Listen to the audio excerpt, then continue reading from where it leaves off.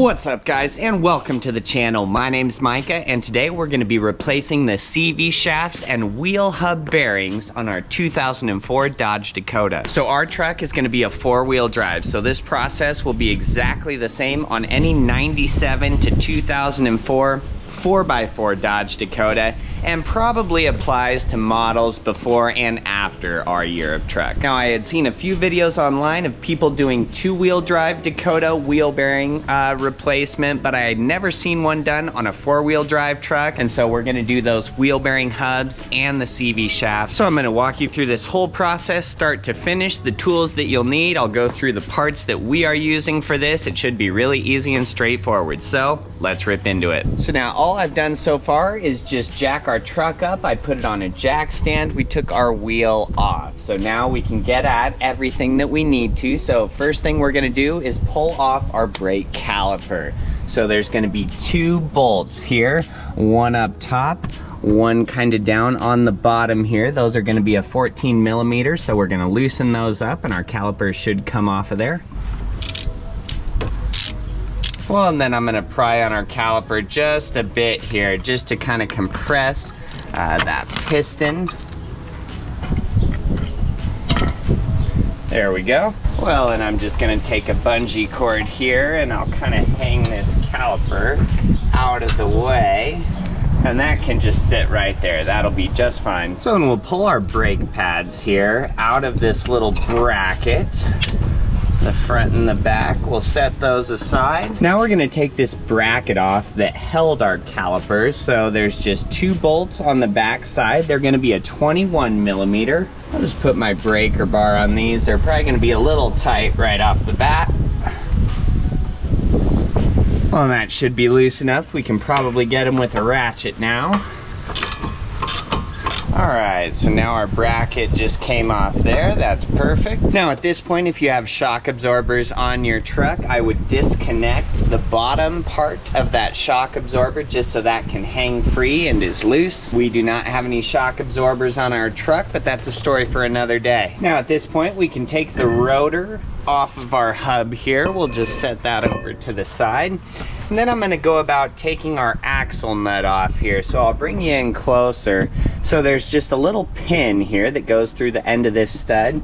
So I'm gonna take a needle nose pliers. We're gonna bend that pin straight so we can pull it out of there. There's a little cap and then there's a washer under that.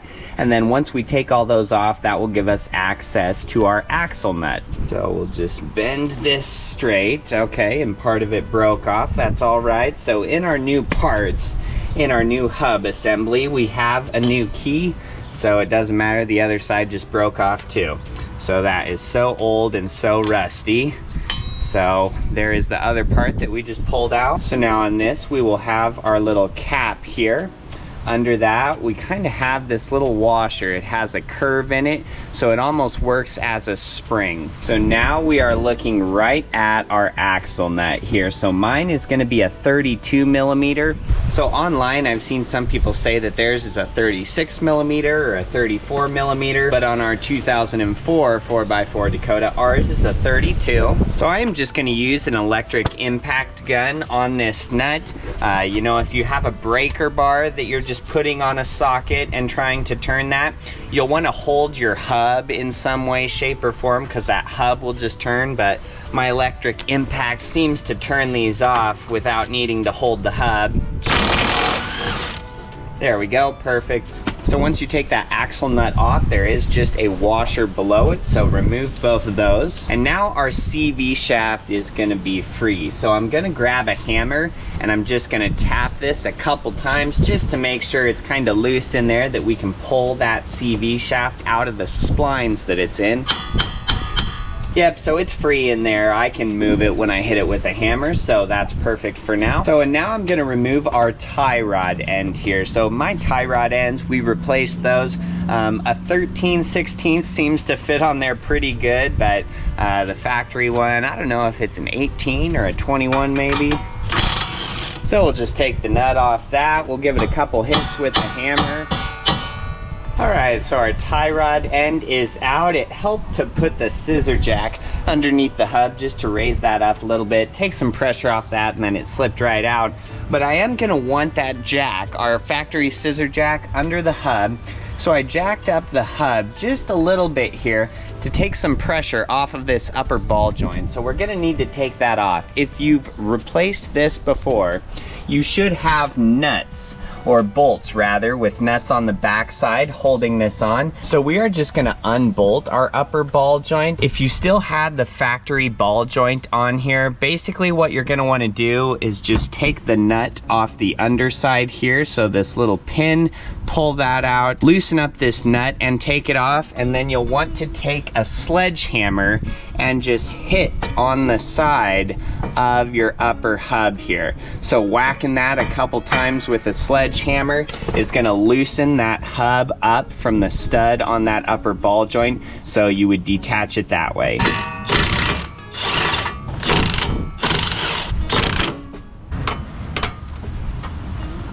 So did you see how nice and softly that upper ball joint released from the upper control arm? So having that jack under that hub is key, just to make sure that that doesn't fly at you or really pop off there with some force. So now that the top part of our hub is detached, I can take my jack out from under the hub here. We don't need that anymore. So now that I've let our hub down, you know, our CV shaft is kind of loose in here since I had given the end of the shaft a couple whacks with the hammer.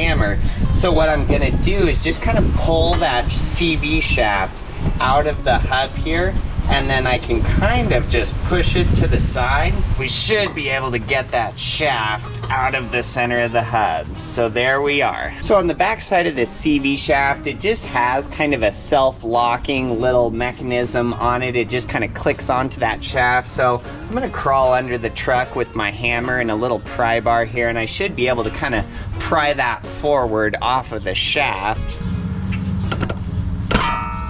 Yep, and I didn't even need my hammer, just the pry bar, just kind of prying against the back side of that a little bit. Just kind of wiggled that off of the shaft. So here we go. Well, and so I'll kind of show you this so you can kind of understand exactly how this goes on. So on the inside, there is going to be these splines in that CV shaft. So and then your CV shaft is just going to fit over this stud that has splines on it. And in the center, there's kind of this ring. It's almost like a locking ring that's around there. So to put our new CV shaft on, we're just gonna get it lined up with the splines, and then we just swiftly push it on there. We get it to kind of lock over that little middle locking ring. It is very easy to do, and you will soon see. So now we're gonna loosen up the wheel hub and get that out of there. So it's just gonna be 3 bolts back here. So I think they changed the size of these bolts over the years. You know, I've seen some that have some larger bolts, almost like a 21 millimeter. Ours are just gonna be a 14 on the back of here, so these aren't gonna be on very tight. You could easily use a ratchet.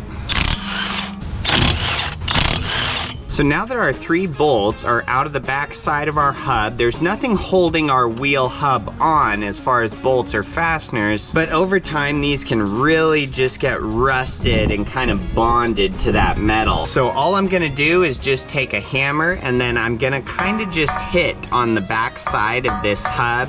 Just kind of vary my hits around in the center here. Just gonna kind of pound on it around in a circle, and then we should be able to slowly get that hub out of there. And we got the hub out of there. So just slow and steady, just keep pounding on that thing and it will fall out of there. But I mean, you can see how rusty it gets around there and why that is just so wedged in there. So I'm gonna take a little WD-40 and I'm just gonna spray on the inside of that hole where our new hub's gonna go back in there, just so the new one goes in nice and easy. That should be perfect, so let's go get our new parts. All right, so here we've got our brand new CV shaft. So it came with a new nut, new washer. You also get that little pin and cap. So we're just gonna take our end that has those splines there, and you can kind of see that there's a recession about in the middle of those splines. So that's kind of what hooks around that little locking washer, that ring that's on our stud. So we're just gonna line up our splines here, and then I'm just gonna kind of swiftly push on this CV shaft. Perfect. So here we've got our new wheel hub. So it has all of our lugs. You can see the splines on the inside there for our CV shaft. So, and then we have our 3 holes here for our mounting bolts. So I'm just gonna fit this up in the slot that it goes. It slides in really easy. Obviously everything is brand new. So, and then I'll just line up our holes so I can get my bolts started here. Grab a couple threads on each one. Well, and now I'll just tighten all of those with our ratchet. All right, so our wheel hub is all tight in there. So now I'm just gonna go about putting the CV shaft and be able to slide it up in that wheel hub, no problem at all. So there we go, it slides right in, that looks perfect. So now that our new CV shaft is in our new wheel hub, I'm gonna bring our jack back over here, and I'm gonna jack this lower control arm up so I can get that upper ball joint attached back onto our upper control arm. Well, and sometimes I've found that just having a pry bar kind of on the top of that upper control arm to help you push that down a little bit really makes it easy to get those bolts back in. So now that I just am holding that down ever so slightly, yep, got that bolt in. Okay, perfect, all of our bolts are in. I'll just get our nuts started on the back side here. And we'll finish tightening these with a ratchet. Now we'll put our tie rod end back in our hub here. Kind of find the spot that it likes. That's it right there. So now I'm gonna put our axle nut back on here. You know, our kit did come, our new hub came with a new nut. I like the old one because it almost has this big washer here welded onto the bottom of it. So I'm just gonna use our new washer, but retain our old factory nut on there.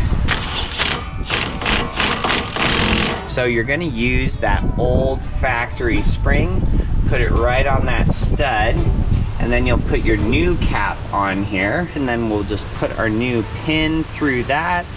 And then I'll just bend the edges around here to kind of lock that into place. So now we'll put our rotor back on. And then we'll put our caliper mounting bracket back in its spot here. And we'll put our brake pads back in their home here. And 2.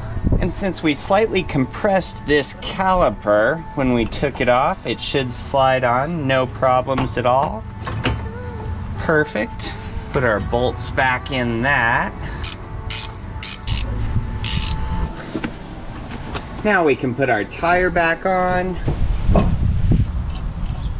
All right, and we're all back together. We can look under here, our new hubs, CVs, and then I've already done the other side here. So we are all good to go. Should take you about an hour for each side. So if you gotta do both sides, you know, which I would recommend, about 2-hour job. The brand of parts that we used was the TRQ brand. So it's by 1A Auto. I just had those laying around, so I figured we'd just use those. But in the description, I'll put links to parts from Amazon and eBay for CV shafts and wheel hub. And of course, I'll just put a link to the parts on 1A Auto as well. Well, and that should wrap up our video. So like the video if this helped you out, subscribe if you guys want to see more, and until next time, have a wonderful night, guys.